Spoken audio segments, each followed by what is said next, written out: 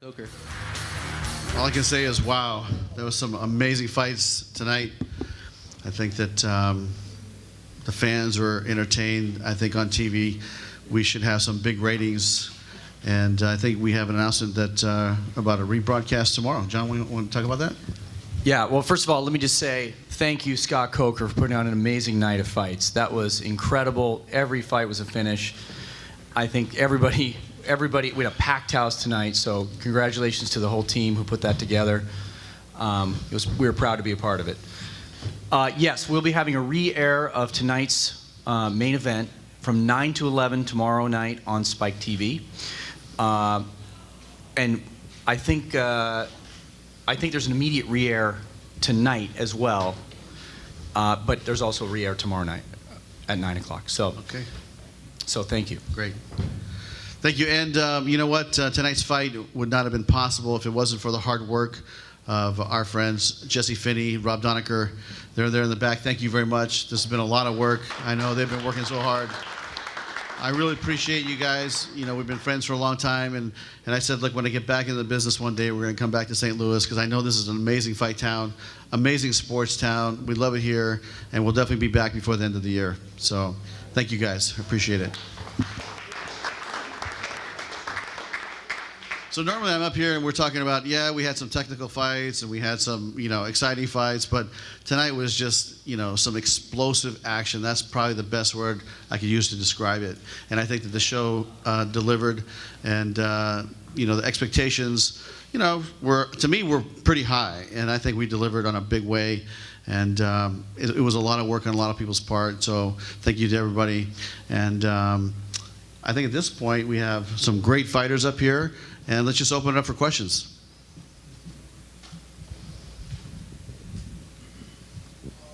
Actually, I'm sorry, I want to start with you, Scott, if I can.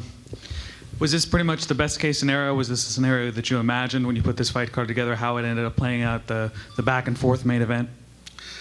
Yeah, you know what, really, it's you know, this is a martial arts competition at the highest level, and you saw some of the best fighters in the world. You saw some fighters making their comeback. You saw some legends, and I would say that it was entertaining, and at the end of the day, it was something that I would love to come to an event like this and you know, just come watch it. And we had a lot of ups and downs and back and forth, and you know, it was just really entertaining, so we're extremely happy.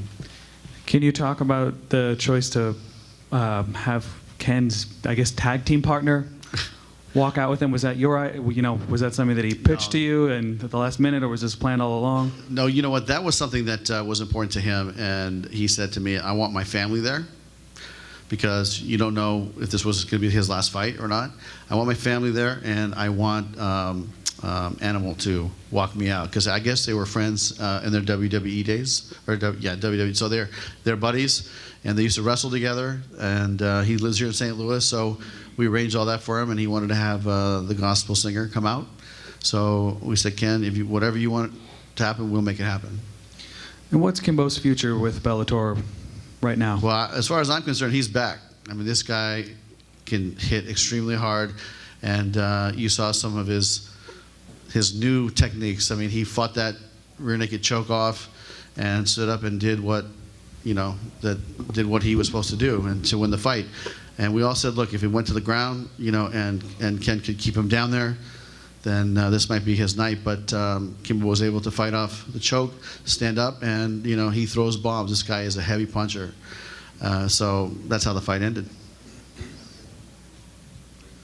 A question for Scott Coker. This was like not Strikeforce.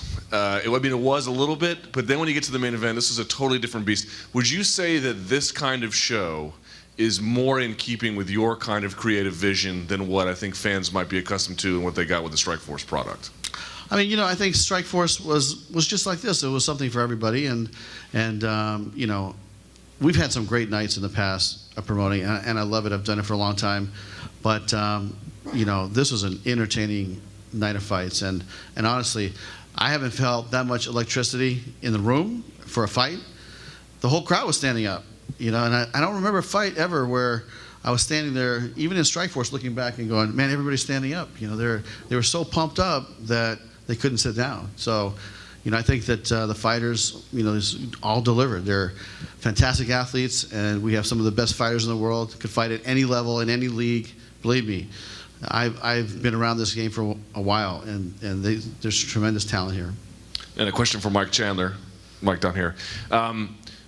This was sort of a rebound performance for you. Did you get out of it what you were looking for? You had a pretty visible sigh of relief when it was all over. Yeah, I think so.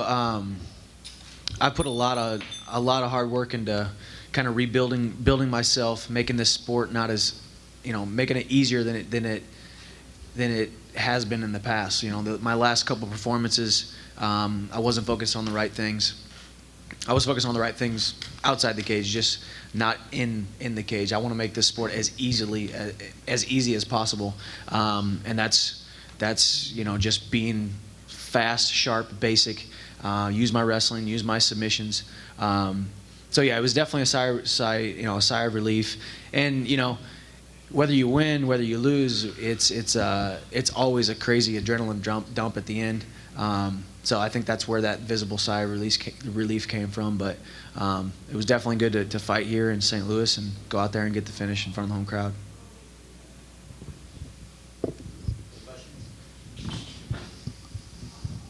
First question is for Scott Coker. Wanted to know if you can give us an update on Ken Shamrock. Was he taken to the hospital after the fight? I'm not sure. Is Des here? He was? Okay, so it was. I'm sure it was for precautionary measures. Okay. And Okay, stitches. what's his future going to be after this fight with Bellator? Well, I mean, you know, Ken will have to really look at, you know, what he wants to do. But you know, he made it very clear to me early on that you know, this could be his last fight. But that's something he's going to have to determine as, you know, as a martial artist and as a man at this point in his career. All right. And my next question is for Daniel Weichel. It looked like you were very close to getting the finish at the end of the first round, and obviously Pitbull made that comeback in the second round. But what were your thoughts at the end of the first round? Did you think the fight was being stopped? Yes, I think if the fight would have continued a couple more seconds, the fight would be over. And then I tried to continue the pressure in the second round, and yeah, didn't see the left hook coming. That was it. Michael, you know, you won in the first round there after having a couple, you know, go to finishes. How important was it for you to come out and finish the fight early and not let it go, you know, the full 3 rounds to a decision? You know, I mean, that's when I got into this sport. That's what I wanted to do. I'm not in this sport to tiptoe around, take easy fights, or be a point fighter. I want to go out and I want to dominate. I want to finish fights. And you know, it's shown in the past. You know, you leave it to the hands of the judges, and bad things happen. Even if people think you win, even if you thought you won, even if the vast majority of people think you win, you lose and you lose, and you got to pick yourself up and you got to keep going. So.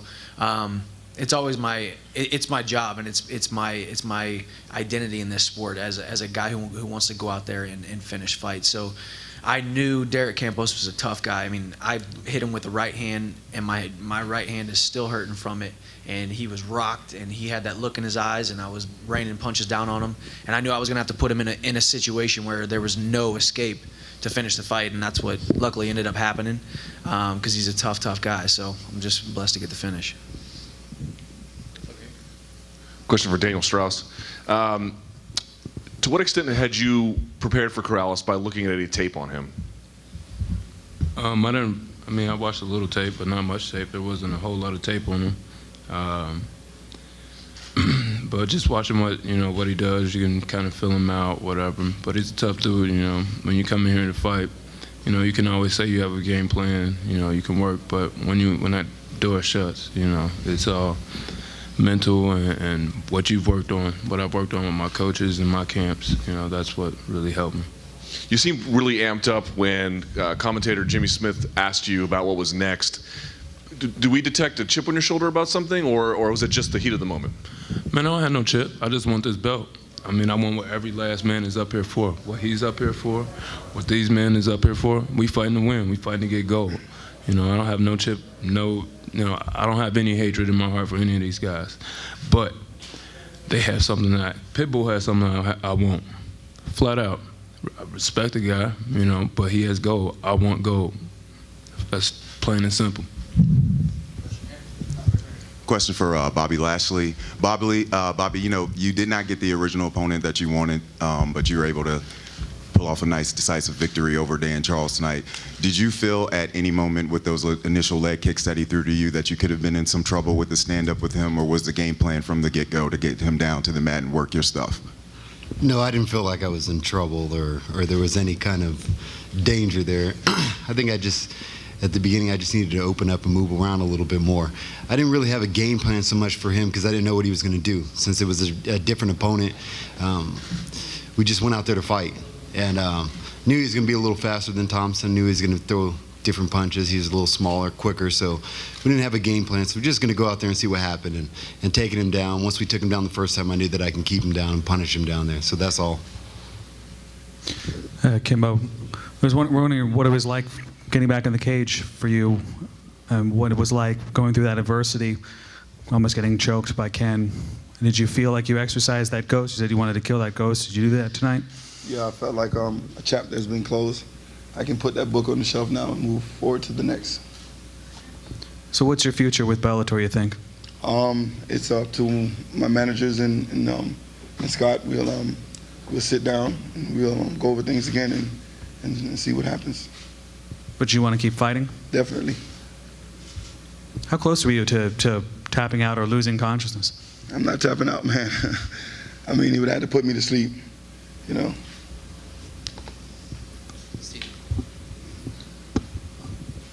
Pitbull, we've heard Daniel Strauss say that you have what he wants, what everybody wants in Bellator. Is that the next fight for you, or do you have another opponent, or have they lined up another opponent? It's not over until the fat lady sings, you know. If Daniel want my belt, I'm him. Come and get it. I'm ready for you. All right, Daniel, do you want that fight right away, or how soon do you want to take it? The fuck you think? All right, Mr. Coker, are you making that fight then? Can we make that fight tonight? You know what? Listen, I'm not gonna have a comment on that. We'll have to get back to you guys. Fair enough. Bobby Lashley, you're undefeated in Bellator. Great performance tonight. Anyone you'd like to fight next? I think there's still that unfinished business with Thompson. Hopefully he can get healed and get back here. But if not Thompson, there's a lot of heavyweights in here. There's some great fights coming next week. Going to look at those, and then we're going to see what Boss Man wants us to do. So I don't really call anybody out, just kind of wait for the fights to come. Questions? I got him. Questions for Michael Chandler. Michael, could you let us all know how you were feeling emotionally when you came out and you had the crowd behind you, and how that kind of possibly fueled you to your victory? And did you hear the MIZ being yelled in the background? I did hear the MIZ, man. This was definitely one of the top experiences of my life. Almost to the fact, or almost to the point to where I was in the back and almost covering my ears a little bit, as to not soak up the magnitude of what this means to me as a fighter, as a person. You know, I've walked these halls a bunch of times. I wrestled in this arena. I fought in this arena in Strikeforce under Scott Coker years ago. The amount of support and love that I have here in Missouri is just amazing. So, you know, making that walk was awesome, and the production value of this event was amazing. I can't wait to see it on TV. I guarantee it looks just as awesome on TV as it did in the stands. And you know, it's one of those things where, you know, every interview I did, they talked about pressure. Every interview I did, they talked about your back being up against the wall, or are you okay? You know, have you thought about retirement? And at the end of the day, it's we all go through ups and downs, and there hasn't. I'd be lying if I was sitting here and saying there wasn't down times and I didn't shed a tear or two and have negative thoughts every now and then. But you know, you just got to pick yourself back up, and that's what I wanted to prove tonight. And Derek Campos is a very tough competitor, and I was excited to go out there and compete against him. And I'm very blessed to have fought in front of this St. Louis crowd. And Scott Coker is right. This is an amazing place to throw a fight. People in Missouri and here in the Midwest, they know what good fights are. They're an educated crowd. So it was an amazing event. And I think we definitely need to come back to St. Louis ASAP, and I want to be on the card.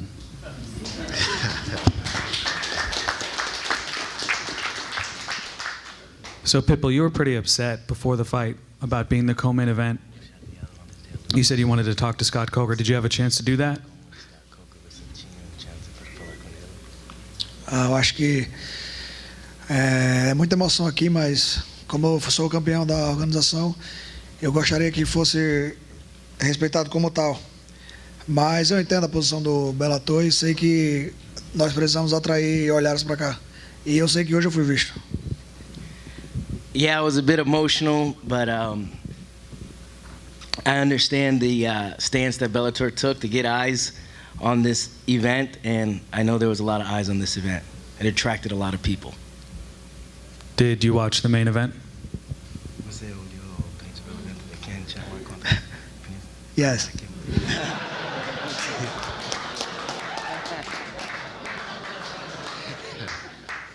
And Scott, where do you stand? I mean, do you want to have a sit down and have a conversation with him, smooth things out? You know, where do you see things? He's very happy over here. He's got his pizza going over here, and you know but I mean honestly, listen, the main event was, you know, a fight that was in the making for many years. Pitbull is an amazing champion. I really got to know him once I came into the league about a year ago, and this guy has always delivered and always come back and always found a way to win. And he's going to be a tough champion, and he's going to be a guy that's going to be hard to beat. You know, so we're proud to have him as our champion, and there's going to be, I believe, a lot of eyeballs on this. And you know, he was a co-main event, and all eyes are going to be on him right before the fight with Kimbo and Ken. So it's a good opportunity for everybody. One more here for Scott Coker. Scott, if I can. To what extent do the fighters have creative input on those walkouts? And I ask in particular because Kimbo's had some of his old YouTube fights on there, which I thought was kind of an interesting twist that I wasn't expecting. So to what extent do they have a hand in saying, I want to see this, or this would be better for me? Well, you know what? We sat down with Scott Fishman, who is our producer, and you know, we talked about, you know, the entrances and what different visuals would mean to some of these people. But I love that show tonight. It was amazing. It was probably the best Bellator event I've been to, and the production value was just unlike anything I've ever seen before. So we're very happy with that.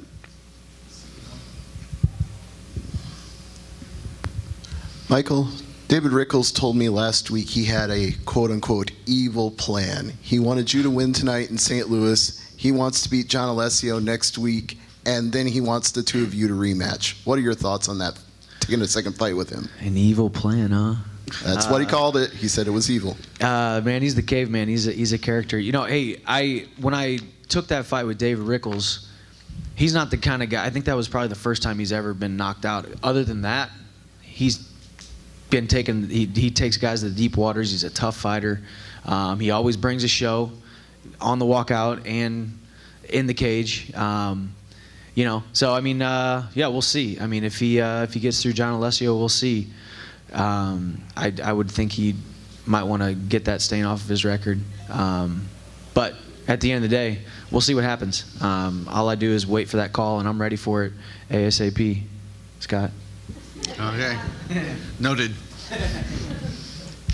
Take one or two more.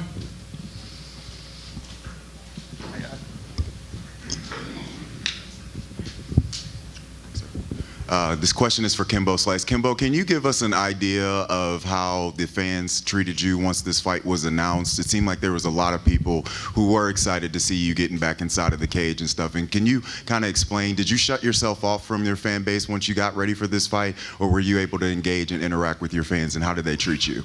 No, I keep it 100. I don't shut people off. I don't know who would do some bullshit like that. But people is people, man. You know what I'm saying? They want to say what's up. They say what's up. The only thing I wouldn't do too much is, you know, being that focused, want to be focused, to smile and take pictures and all that. You know that's.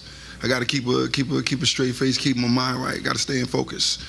You know what I'm saying? But I don't mind shaking a hand or signing something, you know what I'm saying, or giving a conversation with anybody, you know, but being that close to the fight, yeah, you have a tendency to want to zone out and stay focused. I hope that answered your question. Yeah. Sorry. Seth Petrozelli came up and he was yelling at you outside of the cage. Did you hear what he said? No. Okay. I think he was calling for a fight. Is any interest in that? No. Got it.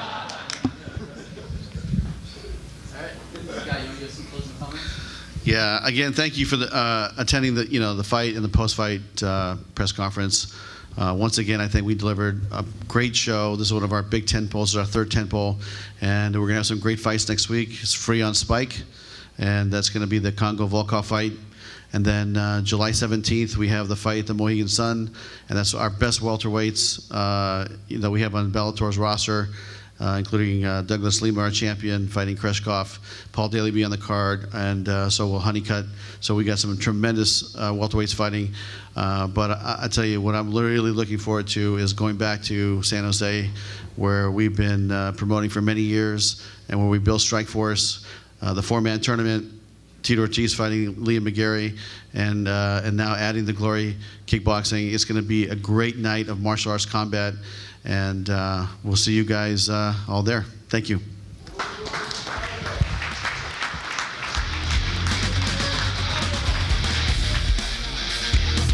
Wherever you want to go, Will.